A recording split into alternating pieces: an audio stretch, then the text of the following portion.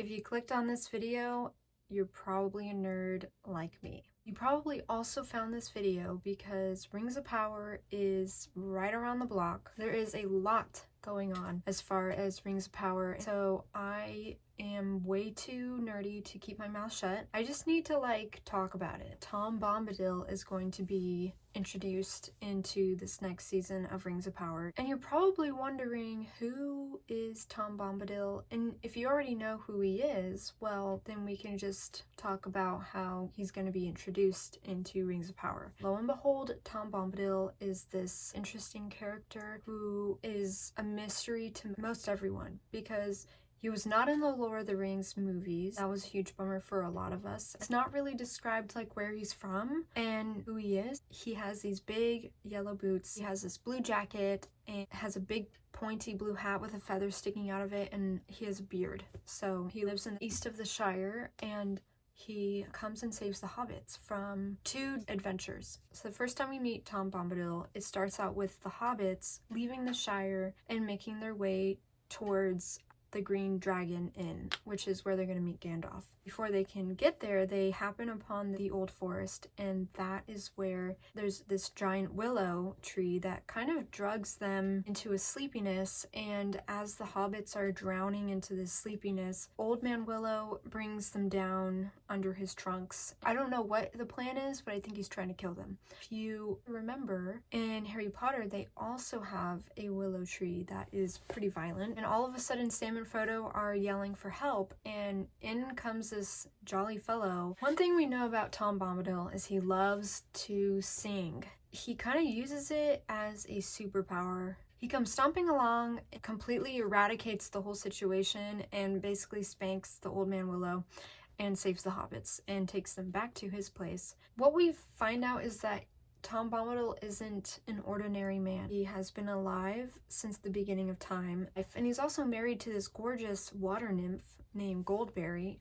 So as the hobbits venture to their house, she welcomes them in and hosts them and feeds them and is super kind. She's got long golden hair and is wearing a green dress, but it looks like everywhere she steps there's water lilies and water dripping from her. Something I was super bummed out about is that not only did we not get Tom Bombadil, but we also did not get Goldberry. I really wanted to know what that was going to look like. You know, because we have Galadriel, who is this beautiful and enchantress elf.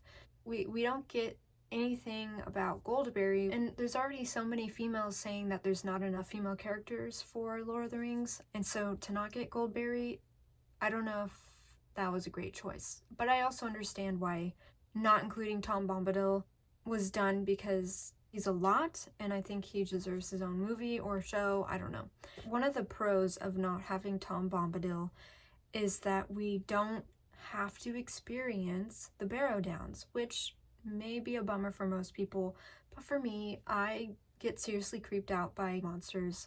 Even for Smeagol, that was a lot for me to handle when I was younger, and now that I'm older, it's fine, but I can't do horror, creepy, a thriller.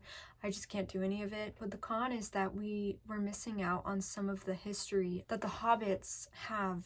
For instance, Frodo gets to exemplify some heroism, which I know a lot of people don't like Frodo. Harry is given a dagger by Tom Bombadil that's basically like a Morgul blade. At the end of The Lord of the Rings and The Return of the King, we find out that Merry stabs the back of the Witch King of Angmar, which allows Eowyn to stab the Witch King of Angmar in the face.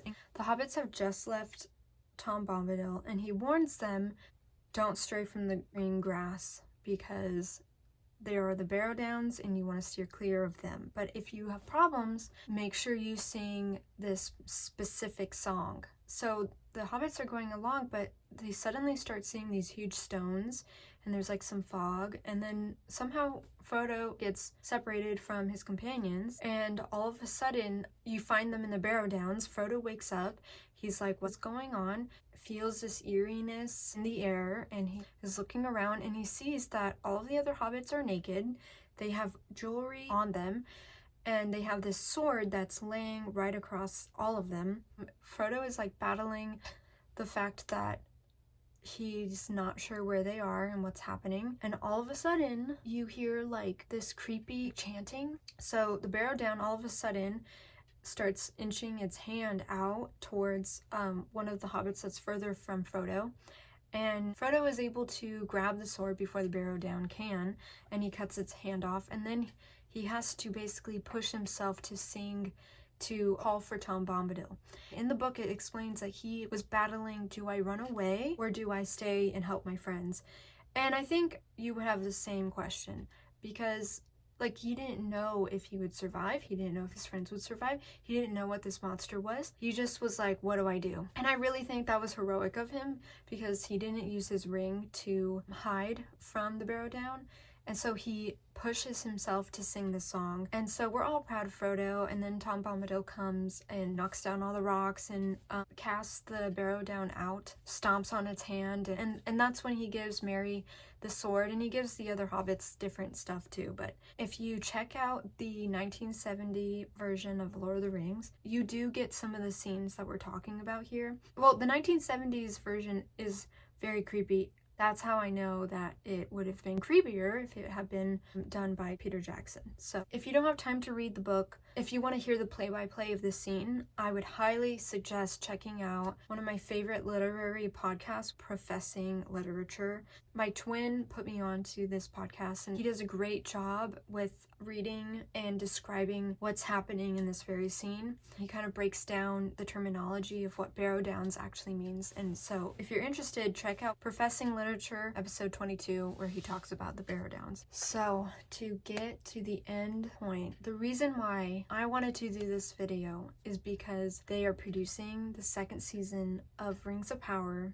It bothers me so much that there are so many of us nerds who don't want our world of Lord of the Rings messed up. We want it to be done right, to stay true. We want to keep it what it is. I mean, we are excited for more content, but we already know what Disney did to Star Wars. My big thing with this introduction of Tom Bombadil is he doesn't look like Tom Bombadil. He looks like this lost character. He looks too young. The beard and his makeup and his outfit look totally wrong. He doesn't look old. He doesn't look like a jolly fellow.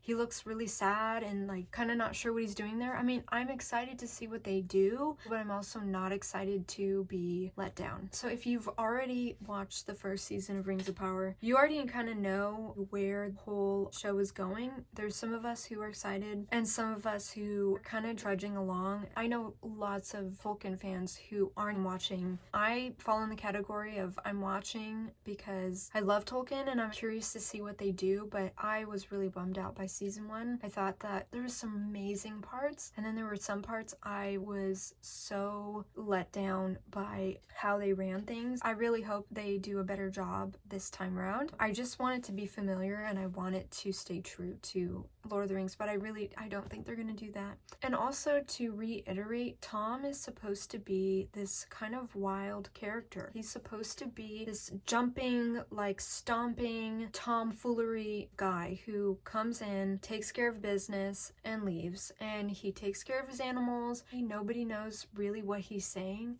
and that's the beauty of it. But pictures we have of him, I'm having a hard time seeing what that looks like. So if you also are devastated or curious to what's gonna happen, let me know in the comments. Thank you for joining me. My name is Felicia.